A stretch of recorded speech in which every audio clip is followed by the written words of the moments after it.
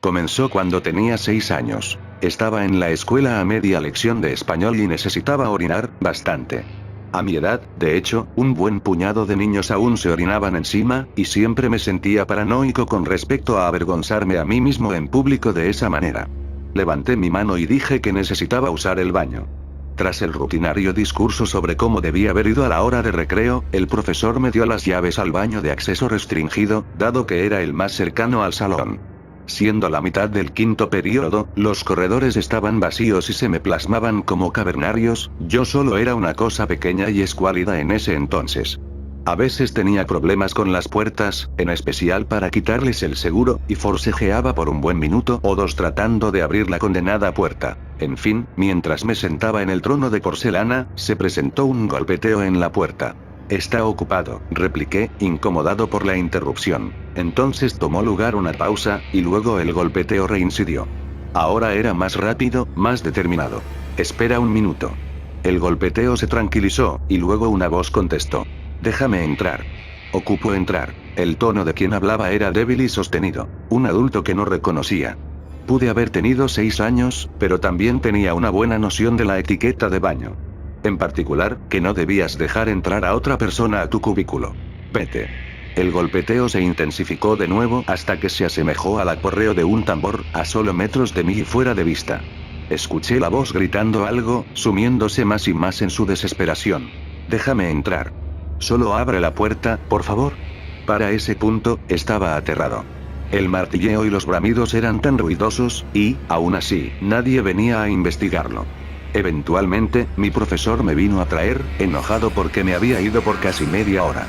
Cuando me rehusé a abrir la puerta para dejarlo entrar, trajo una llave de repuesto con la recepcionista. Luego me llevó con el director y le avisaron a mis padres. Fui suspendido por el resto de la semana. Nunca le dije a nadie lo que pasó. No fue hasta un par de semanas más tarde que tuve mi nuevo encuentro con este fenómeno.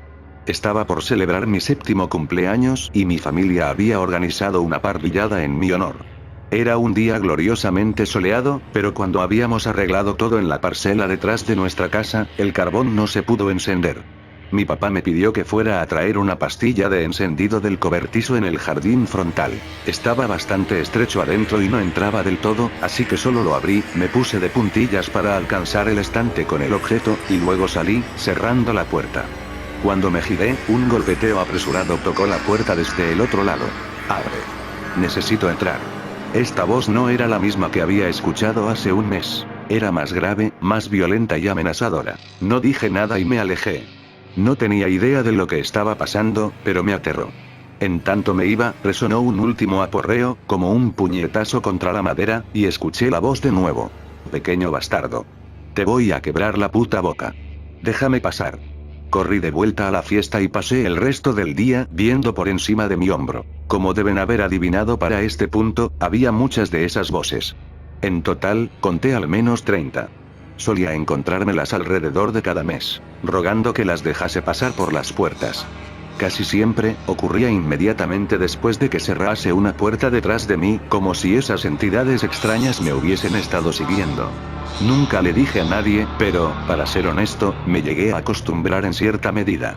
Aún me sobresaltaba, y algunas de las voces me hacían sentir incómodo, pero sabía que estaba seguro siempre y cuando no abriera la puerta. Me acostumbré tanto de ciertas presencias que incluso les di apodos. Había una que solía aparecer en la entrada de mi casa. La puerta era de vidrio granulado y podía ver la silueta de un hombre de estatura media usando una gorra de algún tipo. Nunca hablaba, pero metía sobres de manera ocasional por la rendija del correo. Solo contenían pedazos de papel en blanco. Lo llamaba el cartero. Era uno de los más inquietantes. Si trataba de hablar con él, miraba hacia arriba abruptamente y empezaba a golpetear la puerta. Por lo general, no me metía con el cartero. 20 años más tarde, y había retenido tanta normalidad como me había sido posible. Muchos amigos y hasta una relación intermitente con una muchacha que conocí el año pasado. Nada mal para un tipo que solía levantarse a la mitad de la noche y escuchar ruidos estridentes que no puedes oír desde el otro lado de la puerta. Hace 3 semanas, desperté sudando y llorando, pero no sabía por qué. Mi sueño había sido, por lo que recordaba, bastante normal, con la excepción de la sombra gigante que pronto eclipsó todo. En el momento exacto que mis ojos se abrieron, escuché el toqueteo en la puerta. Sin embargo, no uno normal. Este era primitivamente enardecido. ¿Quién anda ahí? Por favor, ayúdanos, contestó. Estaba sorprendido. Era la voz sadista e irritada que recordaba del cobertizo de mi padre en mi 7º cumpleaños, pero se sentía genuina, sincera. También acarreaba un tono adolorido, como si la persona que hablaba hubiese sido herida gravemente. Me llegué a quitar las sábanas para levantarme, pero dudé. Nunca me había sentido tentado a abrir la puerta. Supongo que, cuando era niño, me había tallado con tanta agresión la idea de que lo que yacía del otro lado de la puerta era malvado, que ignorarlo se convirtió en un reflejo. Para ser honesto, estuve a punto de dejar entrar a esa cosa en mi habitación. Me contuve, al final. Empeoró. Solo 2 días después, estaba en la tienda de mi esquina. Venía de pagar por una botella de leche y el periódico, cuando una fuerza tremenda azotó la puerta de entrada de la tienda. Simultáneamente, una voz comenzó a gritar, un chillido duradero y estridente. Me volteé para ver la puerta, pero habían tantos volantes pegados sobre el vidrio, que solo pude distinguir la figura de una mujer en el otro lado arrojando sus palmas contra las ventanas. El cajero se me quedó viendo como si estuviera loco. Le pregunté si podía usar su baño, murmurando una justificación a medio pensar, y me escondí ahí por 10 minutos hasta que los gritos cesaron. Hubo 4 incidentes más entre ese momento y ahora, una mezcla de gritos y ruegos. El cartero llegó, también. Tocó cortésmente antes de deslizar su carta usual por la rendija del correo. Luego otra. Luego otra. Un total de 10 sobres de Manila limpios. El cartero esperó unos minutos, tocando ocasionalmente, y luego partió. Cada sobre contenía una hoja de papel A4, pero alguien las había rayado con un lápiz tinta negro, garabateando y sombreando con tanta desesperación que se podían ver las manchas de lágrimas difuminando distintos espacios. Las regresé a los sobres y traté de sacarlo de mi mente. Hace poco, la puerta de mi habitación tembló con violencia. No fue, sin embargo, un grito, un aullido o un rugido lo que escuché. Solo fue llanto. Docenas y docenas de voces sollozando en silencio. Otro golpe aterrizó en mi puerta. El yeso en las paredes se agitó y cayó agónicamente sobre la alfombra. Aún así, ninguna súplica o trueque. Solo sollozos. Crash. Salté desde mi silla. Crash. Una grieta fina partió un costado del marco de la puerta. Mi teléfono comenzó a sonar y escuché un rasgado agudo en el vidrio de mi ventana detrás de las cortinas. Traté de contestar el teléfono, pero eran simplemente más voces llorando, pero no sollozando, sino que vociferando bajo el efecto del terror y la angustia. Colgué. Siguió sonando, así que le saqué la batería. Coloqué la mayoría de mis muebles contra la pared y la ventana.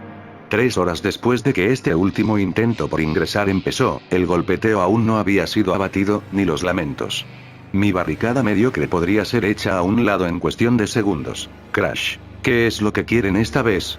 Crash. ¿Me quieren herir? Se ven temerarios, casi más malignos que veces anteriores. Crash. ¿Qué habrá provocado esto? Crash. Quizá deba abrir la puerta.